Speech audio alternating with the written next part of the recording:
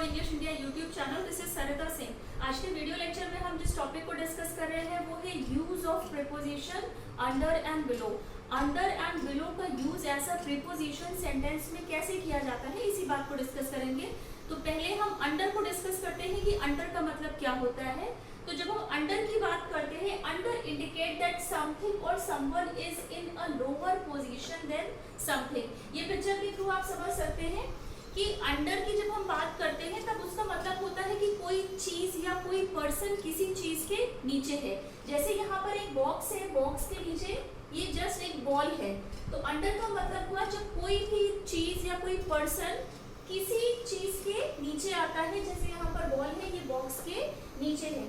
Example देखते हैं इसका, the ball is under the bed. तो यहाँ पर बोला गया है कि जो बॉल है वो बेड के अंदर है, मतलब उसके नीचे है। बेड ऊपर हुआ, बॉल नीचे है। The dog is hiding under the table. यहाँ डॉग की बात हो रही है कि वो छुपा है अंडर द टेबल, टेबल के नीचे है। अंडर का यूज हम तब करते हैं when implies lower rank or position, younger than, less than in number or level।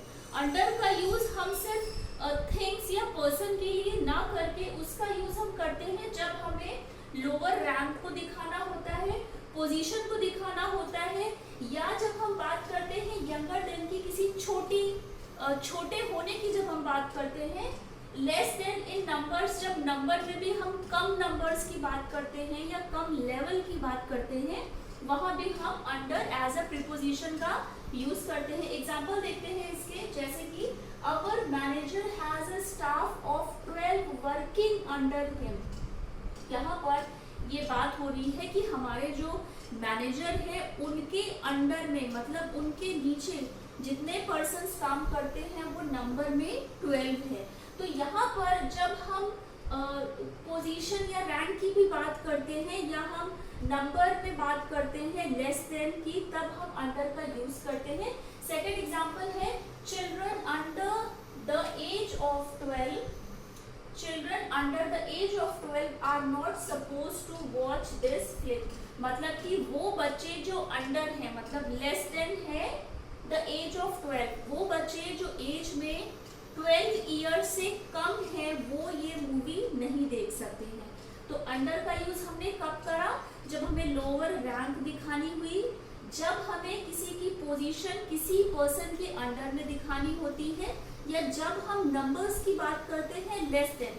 जैसे कि यहाँ पर वो बच्चे जो 12 साल से छोटे हैं, मतलब 12 साल से जो भी बच्चे छोटे हैं वो इस मूवी को नहीं देख सकते हैं।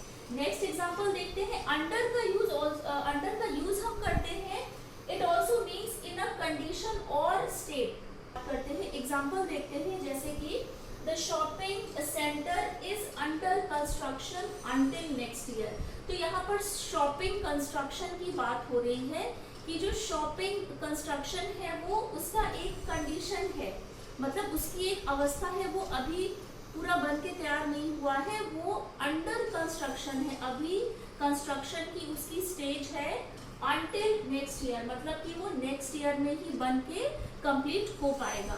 तो हमने अंडर का यूज एज अ प्रीपोजिशन की तरह किया जब हमने किसी कंडीशन या स्टेट को इंडिकेट किया।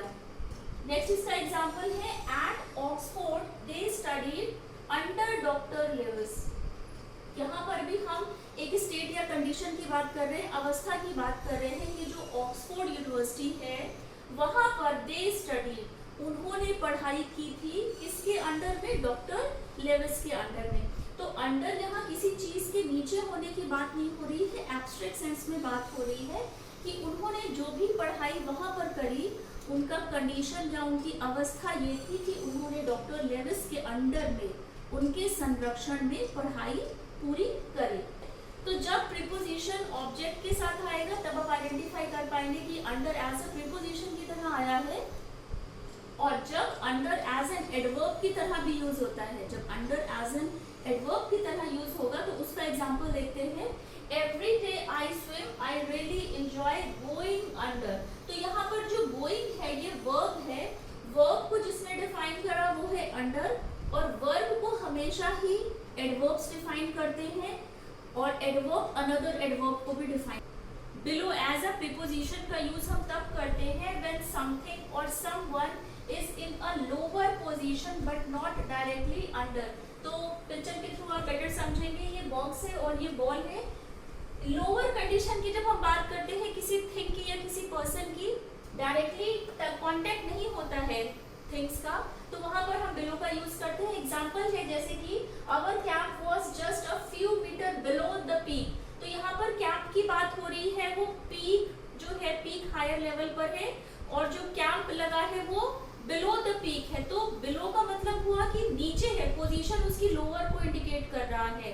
सेकंड एग्जांपल है the sun slowly disappeared below the horizon. तो यहाँ पर भी सन की बात हो रही है कि वो धीरे धीरे नीचे आता जा रहा है, होराइजन की जो क्षितिज है उसके नीचे आ रहा है। तो यहाँ पर बिलो एज अ प्रीपोजिशन की तरह यूज हुआ है। अपने पीछे इसने ऑब्जेक्ट लिया है तो आप आइडेंटिफाई कर पाएंगे कि बिलो यहाँ पर एज अ प्रीपोजिशन की तरह आया है।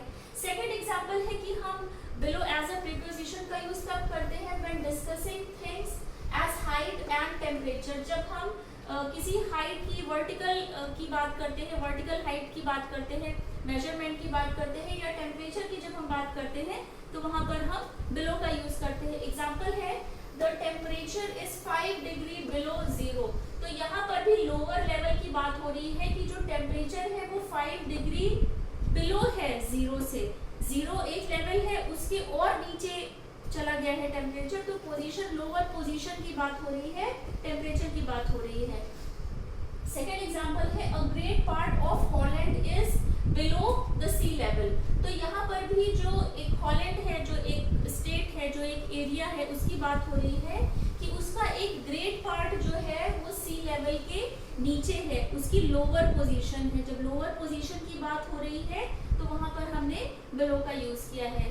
बिलो का यूज हम तब करते हैं when it is used with words और things of a similar group. जब हम किन्हीं सिमिलर ग्रुप की बात करते हैं, किन्हीं एक सारी चीज, जब बहुत सारी चीजें कंबाइंड होकर जब किसी एक चीज के बारे में बात करते हैं, वहां भी हम बिलो का यूज करते हैं।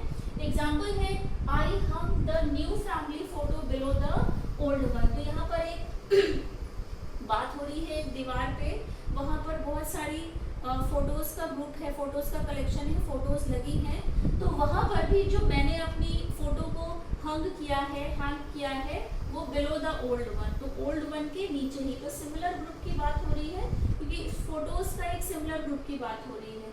सेकेंड एग्जाम्पल है can I right anything below the red line. Interrogative का सेंटेंस है। तो यहाँ पर भी ये बोला गया है क्या मैं लिख सकता हूँ जो रेड लाइन है, मतलब रेड लाइन के ऊपर भी कुछ लिखा होगा, तो क्या मैं can I right anything below the red line, क्या मैं रेड लाइन के नीचे कुछ लिख सकता हूँ। तो उसी की ही पार्ट की बात हो रही है, उसी पेज के पार्ट की बात हो रही है, लोअर पोजीशन की बात हो रही है। तो यहाँ पर भी बिलो एज अ प्रीपोजिशन की तरह आया है। Below as a preposition use होता है when there is a space between the two surfaces. जब टू सरफेस के बीच में स्पेस की बात आती है, लोअर रैंक की बात आती है, वहां पर बिलो का यूज होता है। एग्जाम्पल है दे लिव्ड बिलो अस। यहाँ पर ये बोला गया है कि वो हमारे नीचे रहते थे। तो नीचे जाहिर सी बात है कि घर या तो फ्लैट होगा तो वो ऊपर के पोर्शन में रह रहे होंगे, और जिन पर्सन की वो बात कर रहे हैं वो उनसे लोअर पोर्शन में रह रहे होंगे। तो जब दो सरफेसेस के बीच की बात होती है वहां भी बिलो का यूज होता है। लास्ट एग्जाम्पल है who lives in the flat below us। तो यहाँ पर भी एक ऊपर के फ्लैट की बात हो रही है, नीचे की बात हो रही है।